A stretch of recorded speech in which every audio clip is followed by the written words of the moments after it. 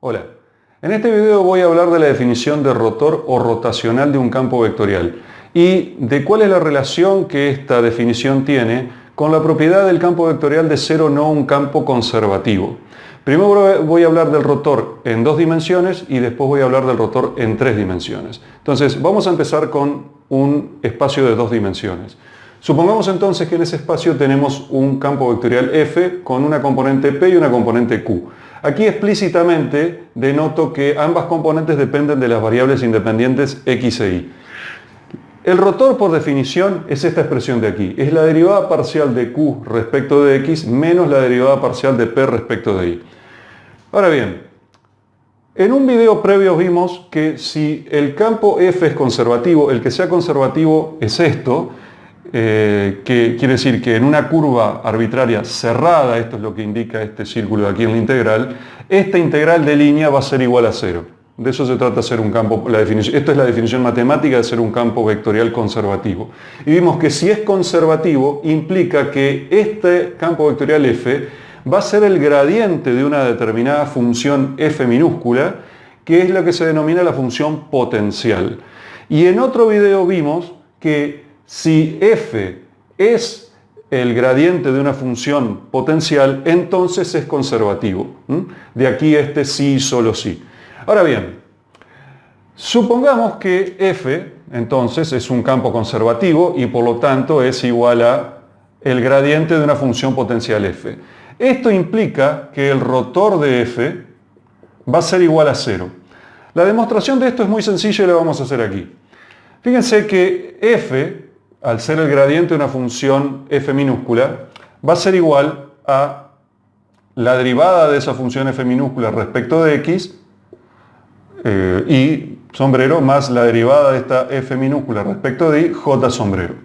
Ahora bien, el rotor por lo tanto de f va a ser igual a este es el componente, recuerden que esta es la componente p y esto es la componente q. Va a ser igual a la derivada parcial de q respecto de x, es decir, derivada segunda en definitiva de f respecto primero de y, luego respecto de x, menos la derivada de p respecto de y. Entonces, va a ser en este caso la derivada ahora segunda de f respecto de x y ahora de y.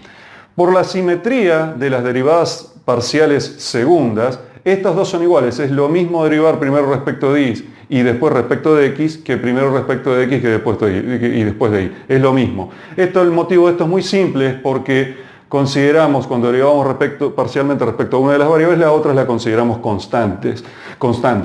Entonces termina no importando el orden de derivación. Van a ser lo mismo. Entonces esto es igual a 0. Allí la primera parte de esta hipótesis está demostrada.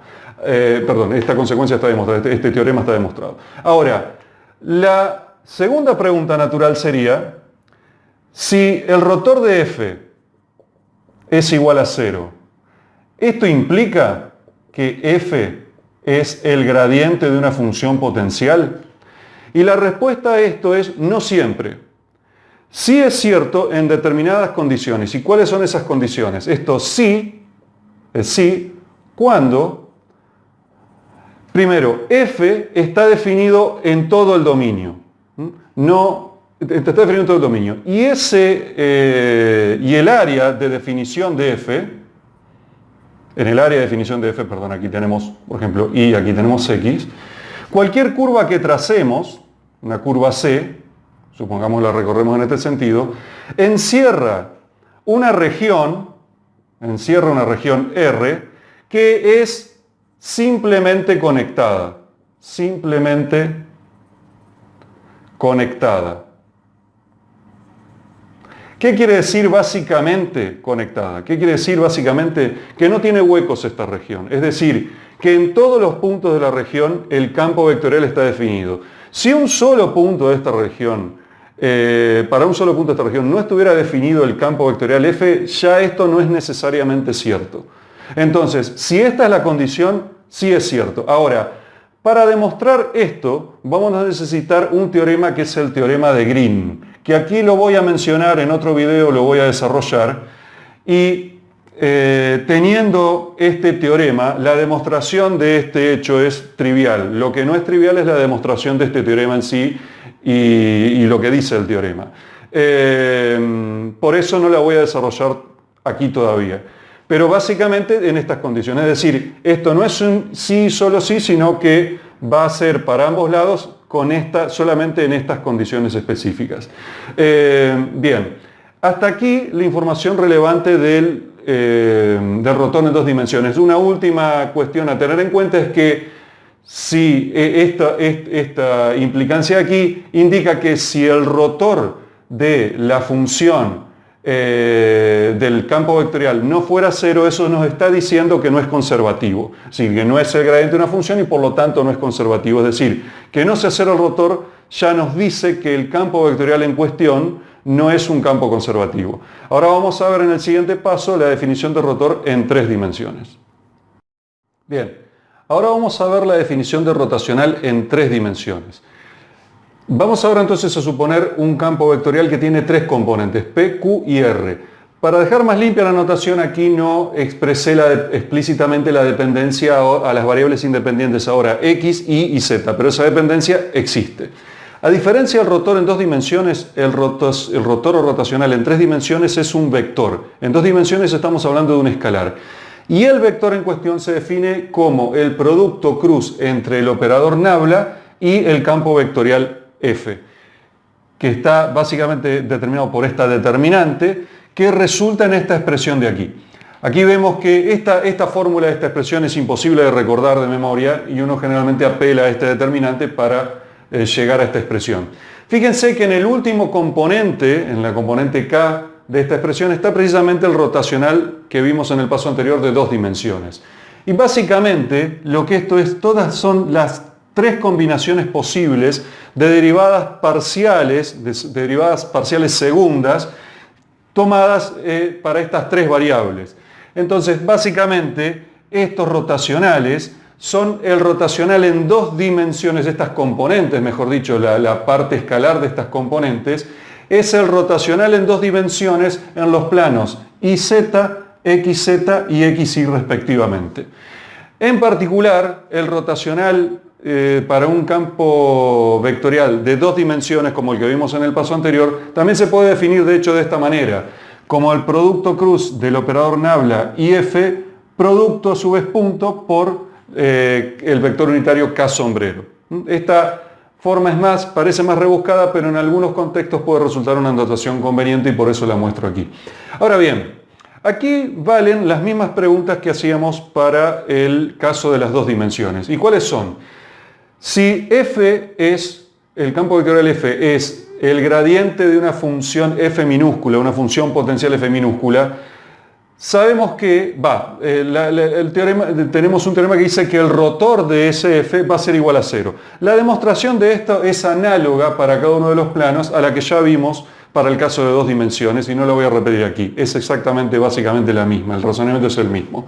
Ahora, la otra pregunta que también hicimos y que vale también aquí es, si el rotacional de F es cero, ¿esto quiere decir que F es el gradiente de una función F minúscula, una función potencial y por lo tanto es conservativo? Y nuevamente la respuesta es no siempre. Para que eso sea cierto, para que efectivamente decir que esto sí, que F es conservativo, se tiene que dar la condición de que la región que encierra cualquier curva C, en esa región esté definida F para toda la región. No puede haber un solo punto en la que F de esa región no esté definida. Y entonces cualquier curva en cuestión que yo trace, puede estar conectada si está conectada por una región simplemente conectada, entonces esto es cierto. Si no, no es necesariamente cierto. Ahora, hay que sí considerar una cosa aquí, y que es la siguiente. Aquí ahora estamos en el espacio. Y supongamos que en este caso para esta región, para este punto en esta región no estuviera definido, no necesariamente quiere decir que esto es falso. O puedo seguir diciendo que esto sigue siendo cierto. Si yo puedo encontrar una región que no necesariamente esté en este plano, yo podría decir, bueno, aquí no está definido F en este punto, pero si yo paso por arriba, vamos a suponer una especie de sombrero, hiciera este área, esta superficie así, esta especie de sombrero, y en todo ese sombrero, en toda la superficie de ese sombrero, F está definido, Entonces quiere decir que encontré una región simplemente conectada. Es decir, esto, mejor dicho, se define una región simplemente conectada. Puedo conectarlo a todos los puntos de la curva a través de una superficie que no tiene huecos. Es decir, aquí la superficie en el espacio no tiene por qué estar en un plano. Puede hacer la forma arbitraria que yo quiera. Y sigo teniendo una región simplemente conectada. Entonces ustedes podrían preguntar, bueno, ¿cuándo tendría una región no simplemente conectada? En casos en los cuales, como por ejemplo, para poner un ejemplo sencillo, vamos a suponer que el campo vectorial no estuviera definido para todo el eje Z y yo estuviera hablando de una curva que pasa alrededor del eje Z, no tengo manera de definir, de conectar simplemente con una región a todos los puntos de la curva, con lo cual no tengo una región simplemente conectada posible. Entonces esto ya no es necesariamente cierto. La demostración de esto requiere de un teorema que se llama el teorema de Stokes.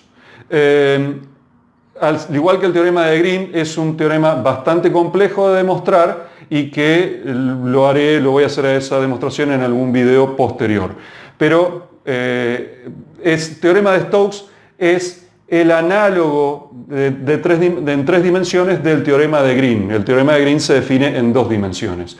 Y nuevamente, aquí tenemos la implicancia, aquí esto olvidé mencionarlo, de que si el rotor no fuera cero, ya eso nos dice de que el campo vectorial correspondiente ciertamente no es conservativo.